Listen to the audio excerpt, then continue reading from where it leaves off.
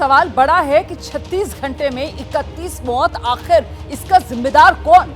नांदेड़ में 31 मौत के बाद अस्पताल पर कार्रवाई की मांग परिजनों की तरफ से जोर पकड़ रही है। अस्पताल परिसर में परिजनों की तरफ से हंगामा किया जा रहा है। जिम्मेदारी तय करने की बात परिजनों की तरफ से उठाई जा रही है।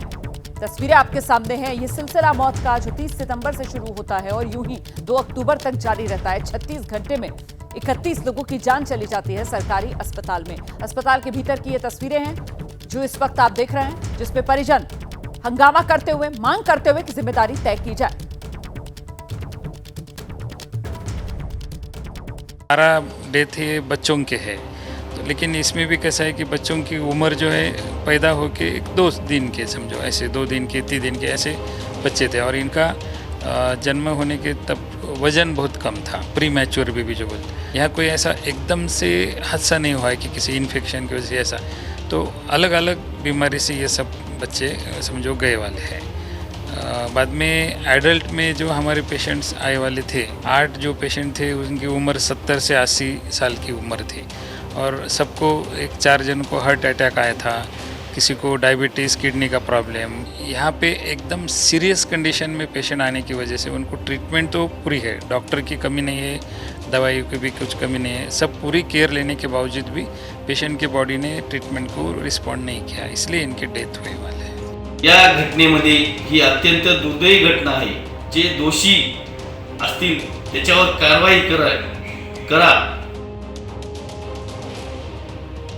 और इस वक्त मेरे साथ मेरे 2 सहयोगी मौजूद हैं। पंकज नांदेड़ से हमारे साथ जुड़ रहे हैं, मृत्युंजय मुंबई से इस वक्त हमारे साथ मौजूद हैं। पहले आपको ग्राउंड जीरो नांदेड़ लेकर चलेंगे पंकज के पास और जानते हैं पंकज से कि अभी स्थिति क्या है।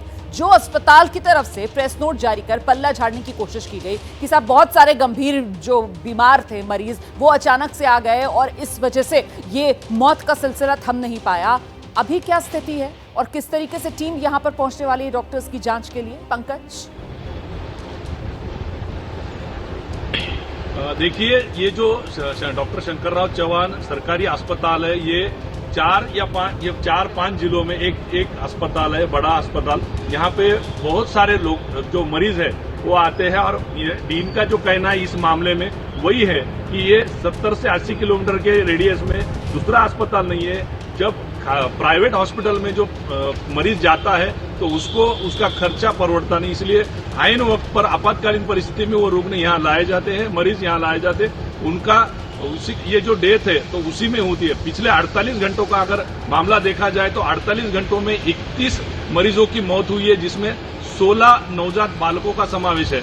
अभी आज जांच समिति आएगी, छत्रपति संभाजीनगर के घाटी हॉस्पिटल के 3 डॉक्टरों की समिति आज यहां आने वाली है। उसके साथ ही महाराष्ट्र के मंत्री हसन मुश्रीफ भी आज यहां पर आएंगे, वो जायजा लेंगे कि ये सब मामला क्या है, क्यों ये मौतें हो रही है। यहाँ पर एक साइड अगर डीन ने जो बताया है वो ठीक है, लेकिन दूसरी साइड अगर देखते हैं परिजनों के नाते, इस मरीजों के परिजन अगर जो दावा कर रहे हैं कि हॉस्पिटल में दवाइयों की कमी है, डॉक्टर की कमी है, इतर जो स्टाफ रहता है उसकी कमी है, इसकी वजह से ये मौतें बढ़ रही है।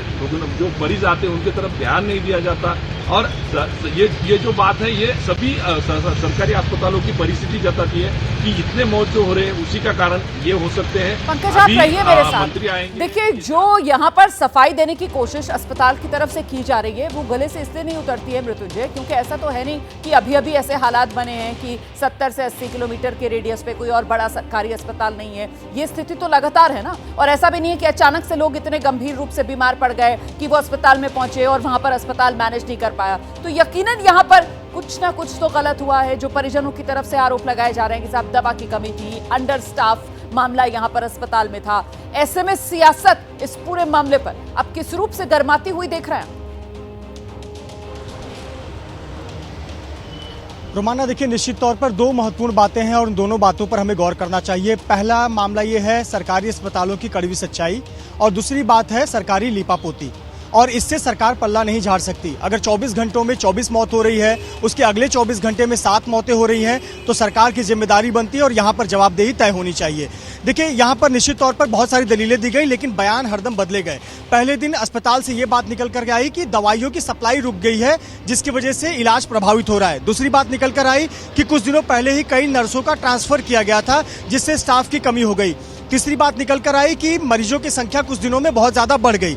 ये तो हो गई जो अब तक की बातें, दलीलें सामने आई। लेकिन अभी कुछ समय पहले ही हसन मुशर्रफ, जो कि महाराष्ट्र सरकार में मंत्री हैं और मेडिकल शिक्षा के मंत्री हैं, उनका कहना है कि ना तो दवाई की कमी है, ना तो स्टाफ की कमी है।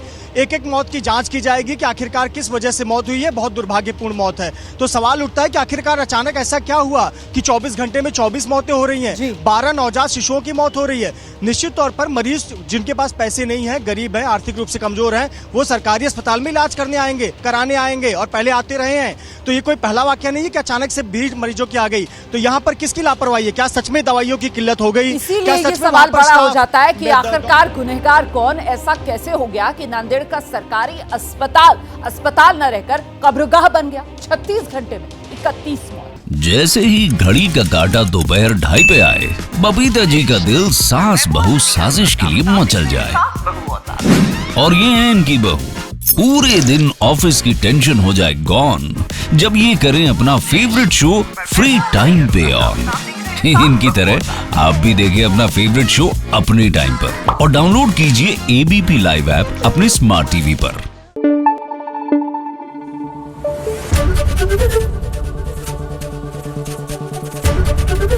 एबीपी न्यूज आपको रखे आगे।